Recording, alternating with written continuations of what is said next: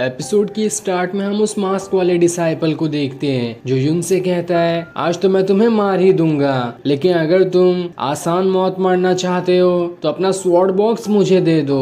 ये सुनकर युन खुद से कहता है लगता है इसे इस स्वॉर्ड बॉक्स के बारे में काफी जानकारी है। जिसके बाद वो उस मास्क वाले डिसाइपल से कहता है अगर तुम लड़ाई से पहले ही अपनी हार मान लो तो मैं तुम्हें जिंदा छोड़ दूंगा, वरना आगे का अंजाम तो तुम खुद भी जानते हो। ये सुनकर वो मास्क वाला डिसाइपल एकदम गुस्सा हो जाता है और फिर अपने साथियों को युन की तरफ भेज देता है ताकि वो उससे लड़ सके। लेकिन युन एक खतरनाक स्वॉर्ड स्लैश अटैक से उन सभी का खेल एक झटके में ही खत्म कर देता है। लेकिन अब वो मास्क वाला डिसाइपल खुद की बॉडी को काफी खतरनाक वाली बॉडी में ट्रांसफॉर्म कर लेता है जो कि अब बहुत ही भयानक दिखाई दे रहा था। वो युन से कहता है उस मार्शल आर्ट कंपटीशन में तो मैंने तुम्हें कम समझा था, लेकिन अब नहीं, इस बार तो मैं तुम्हें नहीं छोड़ूंगा। जिसके बाद वो चारों तरफ एक खतरनाक फॉर्मेशन बना देता है जिसके अंदर वो युन को कैद कर लेता है ताकि वो यहाँ से बाहर ना निकल पाए। जिसके बाद वो वहाँ पर अपने फायर ऑरा की मदद से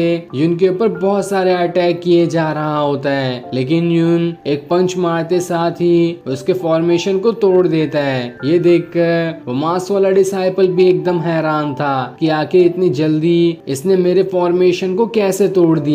जिसके बाद युन अपनी खतरनाक स्वॉर्ड टेक्निक का यूज करता है जिसमें वो अपने स्वॉर्ड के कई सारे डुप्लीकेट बना लेता है और उन सभी को हवा में उड़ाने के बाद सारे डुप्लीकेट को एक में ही जोड़ देता है। जिसके बाद वो उस स्वॉर्ड को सीधा उस मास्क वाले डिसाइपल की तरफ भेज देता है, लेकिन वो भी डिसाइपल अपनी स्वॉर्ड से उस स्वॉर्ड को रोके होता है और फिर उस स्वॉर्ड को वहां से दूर कर देता है। जिसके बाद वो युन से कहता है अब और दिखाओ कि तुम्हारे पास और कौन कौन से टेक्निक है, मैं तुम्हारी सारी की सारी टेक्निक को आज झेल जाऊंगा और तुम्हें अपनी एक ही टेक्निक से खत्म कर दूंगा। लेकिन अब युन अपनी नई सीखी हुई टॉर्नेडो वाली टेक्निक का यूज करता है जिसकी मदद से वो वहां पर एक बहुत ही बड़ा टॉर्नेडो ले आता है। लेकिन वो मास्क वाला डिसाइपल भी बहुत चालाक था, वो अपनी स्वॉर्ड पे बैठकर उस सारे के सारे टॉर्नेडो को पार कर लेता है और फिर दोबारा से युन के ऊपर अटैक करने आ जाता है, जहां वो उस पे एक जोरदार अटैक करके उसे वहां से दूर फेंक देता है, जिस वजह से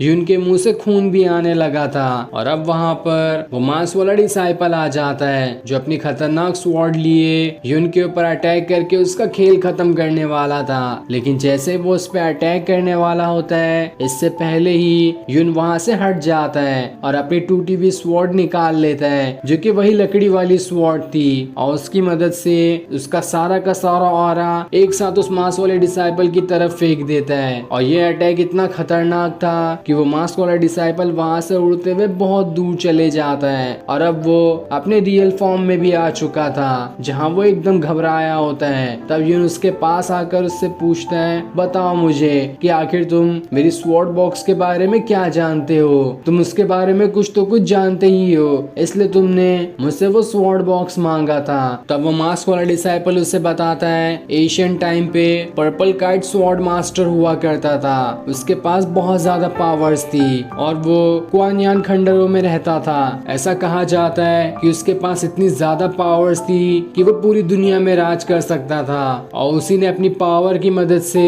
वो स्वॉर्ड बॉक्स बनाया था जो कि तुम्हारे पास है, लेकिन अब इससे ज्यादा मैं कुछ नहीं जानता। तब ये सुनकर युन सोचने लगता है कि मुझे अब यहाँ से कुआनयान खंडरों में जाना चाहिए ताकि वहां जाकर हो सकता है मुझे स्वॉर्ड बॉक्स और अपनी बाकी की पावर्स की और जानकारी मिल सके। लेकिन जब तक वो ये सोच रहा होता है इस मौके का फायदा उठाकर वो मास्क वाला डिसाइपल युन के ऊपर अटैक करने की कोशिश करता है और उसे वहां से दूर फेंक देता है। जिसके बाद वो वहां से भागने लगता है ताकि अपने फादर को भी यहाँ पर बुला सके। लेकिन जैसे वो वहां से जाने वाला होता है युन का घोड़ा आकर उस पर एक बहुत जोरदार अटैक कर देता है। साथ ही उसी टाइम युन भी अपनी स्वॉर्ड से उस पर अटैक कर देता है जिस वजह से वो मास्क वाला डिसाइपल वहीं पर गिरकर मारा जाता है और फिर युन अपने घोड़े पे सवार होकर वहां से चला जाता है। दूसरी तरफ हम उस मास्क वाले डिसाइपल के सेट के लॉर्ड को देखते हैं जो एक जगह पर बैठा होता है और उसके सेट में जितने भी लोग हैं उन सभी के नाम की वहां पर मोमबत्ती लगी होती है। लेकिन तभी अचानक से उस मास्क वाले डिसाइपल की मोमबत्ती बुझ जाती है। ये देखकर वो एकदम घबरा जाता है कि कहीं उसे कुछ हो ना गया हो और फिर पूरे गुस्से में वो कहता है जिसने भी ये किया है मैं उसे जिंदा जिंदा नहीं छोड़ूंगा।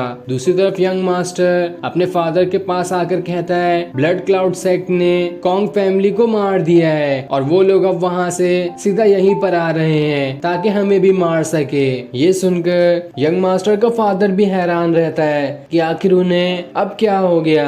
जिसके बाद वो यंग मास्टर को एक अंगूठी देता है और उसे देते हुए कहता है इसे लो और यहाँ से मिंगुआन पवेलियन चले जाओ और वहाँ पर जाकर सारी चीजें बताना। तुम्हारी बातें सुनकर वहाँ से कुछ लोग हमारी मदद करने के लिए आ जाएंगे। इसलिए यंग मास्टर उस अंगूठी को लिए वहाँ से चला जाता है। अब यंग मास्टर का फादर सोचने लगता है कि आखिर क्या वजह हो सकती है जो ब्लड क्लाउड सेक्ट हमें मारने के लिए यहाँ पर आ रहा है। कहीं ये उस मार्शल आर्ट कंपटीशन की वजह से तो नहीं है, लेकिन इतने छोटे से मार्शल आर्ट कंपटीशन की वजह से अगर कोई इतनी नफरत करता है तो ये तो बिल्कुल बेवकूफी है। मुझे तो लगता है कि बात कुछ और ही है। अब वहाँ पर एक सिपाही आकर यंग मास्टर के फादर से कहता है ब्लड क्लाउड सेट का लॉर्ड यहाँ पर पहुंच चुका है। इसलिए यंग मास्टर का फादर वहाँ पर जाता है जहाँ ब्लड क्लाउड सेट का लॉर्ड सभी से कह रहा होता है तुम लोग ने बहुत बड़ी गलती कर दी है और इस गलती की सजा मैं तुम लोगों को देकर ही रहूंगा। तब यंग मास्टर का फादर उससे पूछता है आखिर बताओगे भी कि हमसे क्या गलती हुई है। जिस पे ब्लड क्लाउड सेट का लॉर्ड बताता है तुम लोगों ने